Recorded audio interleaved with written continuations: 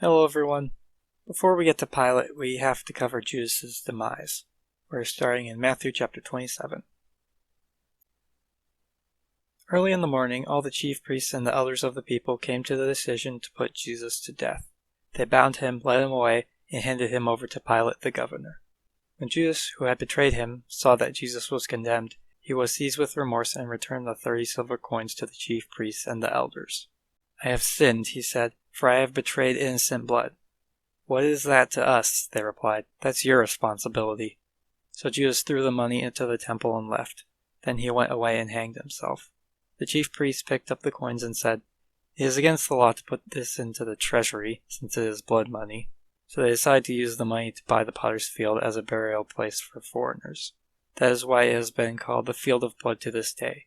Then what was spoken by Jeremiah the prophet was fulfilled.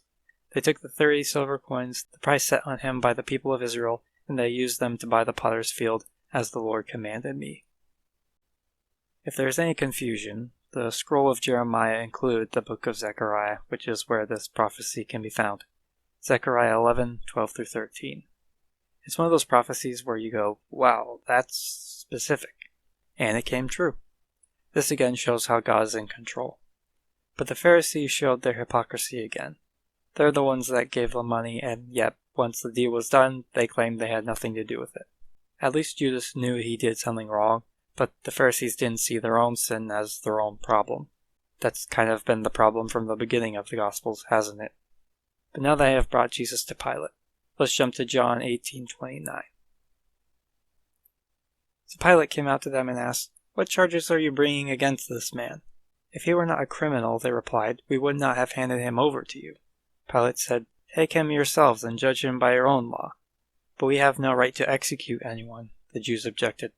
This happened so that the words of Jesus had spoken indicating the kind of death he was going to die would be fulfilled.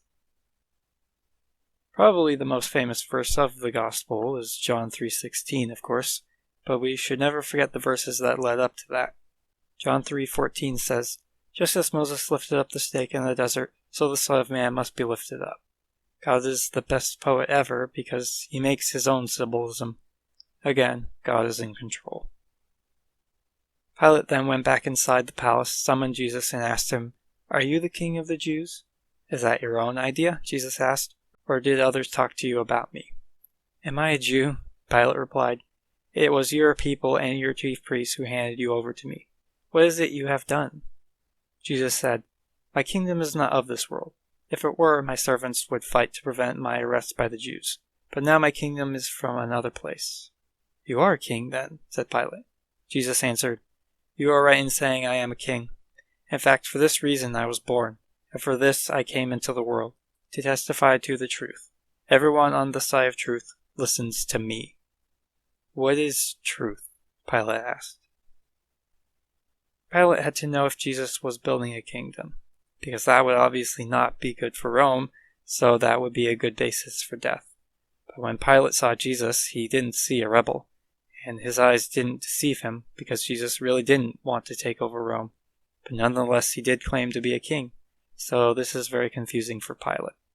History shows that Pilate wasn't the best ruler. He was easily swayed and made rash decisions. Jesus pretty much asks him if he is being swayed by the Pharisees. Pilate dances around the question because he is kind of swayed by them. He just wants to do whatever keeps the peace. Little did he know that keeping the peace was killing God. Based on history, it doesn't seem like Pilate had a revelation where he turned away from his wicked ways. But in this passage, I do see a small moment of curiosity, and I think Jesus genuinely wanted to give Pilate a chance. Not for mercy, because his death was already set in motion, but for Pilate to believe. And here Jesus says exactly what his kingdom is. It's the kingdom of truth. Then Pilate asks, "What is truth?" Most think this is sarcasm, not an actual question, and that would make sense considering that Jesus doesn't answer.